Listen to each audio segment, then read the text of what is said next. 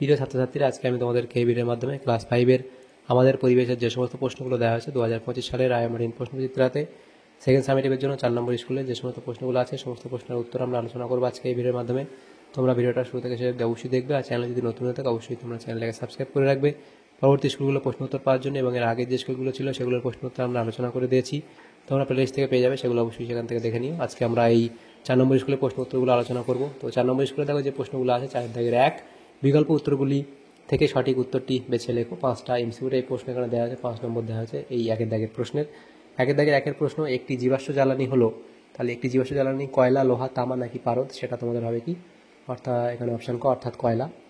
এরপরে আছে লেজের ওপর ভর দিয়ে লাফাতে পারে, সেটা রুই মাছ, কাতলা মাছ, চিতল মাছ নাকি চ্যাং মাছ, সেটা হবে অপশান ক অর্থাৎ চ্যাং মাছ। এরপরের প্রশ্ন, পরিবেশ বান্ধব যানবাহন নয়, তাহলে পরিবেশ বান্ধব যানবাহন নয় সাইকেল, নৌকা, গরু গাড়ি নাকি বাস, সেটা হবে অপশান ঘ অর্থাৎ বাস। এরপরে প্রশ্ন, একটি মুখ্য জোয়ার ও পরবর্তী গৌণ জোয়ারের মধ্যে সময়ের ব্যবধান কত সময়, সেটা হবে 12 ঘন্টা 26 মিনিট। তারপরে প্রশ্ন, এটা অপশন খ হবে সঠিক উত্তর। এরপরে 1.5 প্রশ্নে বলা হচ্ছে সূর্যের কাছের নক্ষত্র হলো, সূর্যের কাছের নক্ষত্র হলো অপশান ক সঠিক উত্তর প্রক্সিমা সেন্টাউরি। এরপরে 2 প্রশ্নে বলা আছে নিচের বিবৃতিগুলি ঠিক হলে পাশে সত্য এবং ভুল হলে পাশে মিথ্যা লেখো। তাহলে দেখো এখানে এই প্রশ্নগুলো আছে 2-1 প্রশ্ন। সালোক সংশ্লেষের জন্য প্রয়োজনীয় প্রধান উপাদান হলো কি, সূর্যালোক, তাহলে এটা তোমাদের কি হবে, এটা হবে সত্য। এরপরের প্রশ্ন আছে বারুইপুরের পেয়ারা বিখ্যাত, এটা এখানে তোমাদের বলা হয়েছে সত্য। এরপরে কৃষি বান্ধব পতঙ্গ হলো মৌমাছি, এটাও এখানে বলা হয়েছে সত্য। এবং এরপরে যেটা বলা আছে শাখা পোশাকযুক্ত গাছ হলো তাল গাছ, এটা বলা হয়েছে মিথ্যা। তারপরে আছে 1853 সালে হাওড়া থেকে হুগলি পর্যন্ত প্রথম রেল চালু হয়, এটাও এখানে মিথ্যা বলা হয়েছে, কারণ বোম্বে থেকে থানে সেটা এখান থেকে যে ট্রেন চালু হয়েছিল প্রথমে, তাহলে এটা মিথ্যা। এরপরের প্রশ্ন কি বলা হয়েছে দেখো, 3-এর প্রশ্ন কি বলা আছে, নিচের প্রশ্নগুলি অতি সংক্ষিপ্ত উত্তর দাও, যে কোনো 6টি প্রশ্নের উত্তর এখানে করতে বলা হয়েছে। প্রথম যে প্রশ্ন আছে 3-1 সৌরবিদ্যুৎ কী ধরনের শক্তি, সৌরবিদ্যুৎ কী ধরনের শক্তি, এটা হবে একটি অপ্রচলিত শক্তি, অপ্রচলিত, এটা হবে অপ্রচলিত শক্তি। এরপরে আছে পৃথিবীর কক্ষপথের আকৃতি কী রূপ, পৃথিবীর কক্ষপথের আকৃতি কী রূপ, সেটা হবে উপবৃত্তাকার, উপবৃত্তাকার। এরপরে আছে কোন শিক্ষার্থী জীবনে প্রতিষ্ঠিত হয়, কোন শিক্ষার্থী জীবনে প্রতিষ্ঠিত হয়, সেটা হবে প্রকৃত শিক্ষার্থী, প্রকৃত শিক্ষার্থী।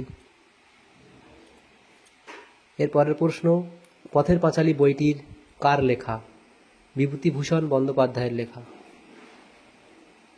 বিভূতিভূষণ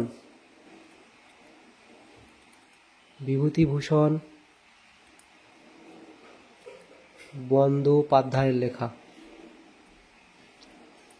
বিভূতিভূষণ বন্দ্যোপাধ্যায়ের লেখা। এরপরে প্রশ্ন, ডিভিসি এর পুরো নাম কি, সেটা হবে দামোদর ভ্যালি কর্পোরেশন, এটা হবে দামোদর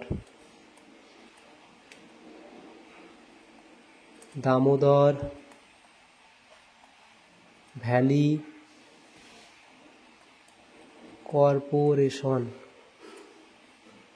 এরপরে প্রশ্ন, তৃষ্ণার্ত ফসল কাকে বলায়, তৃষ্ণার্ত ফসল কাকে বলে, লিখবে ধানকে তৃষ্ণার্ত ফসল বলে।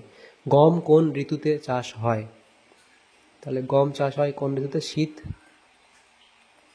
ঋতুতে চাষ হয় গম। এরপরে দেখো যেটা প্রশ্ন আছে বাম দিকের সঙ্গে ডান দিক মেলাও, তাহলে এখানে বাম পক্ষ এবং এদিকে ডান পক্ষ আছে। কলকাতায় প্রথম রিক্সা আসে, সেটা হবে 1900 সালে। এরপরে যেটা আছে সেটা হলো ভারতে প্রথম রেল চালু হয়, 1953 সালে, অপশান গ। এরপরে যেটা আছে সেটা হলো কলকাতায় মানুষ বওয়া রিক্সা চালু হয়, সেটা হবে 1914 সালে। এরপরে লাস্ট যেটা আছে সেটা হচ্ছে সুন্দরবনে আয়লা ঘটে, সেটা হচ্ছে 2009 সালে। সুন্দরবনে আয়লা ঘটে কত সালে? 2009 সালে। এভাবে বাম দিক ডান দিক, বাম পক্ষ ডান পক্ষ মেলাবে। এরপরে 5 দাগের নিচের প্রশ্নগুলি উত্তর দাও। এগুলো 5টা প্রশ্ন আছে, 2 নম্বর করে 10 নম্বর দেওয়া আছে এখানে।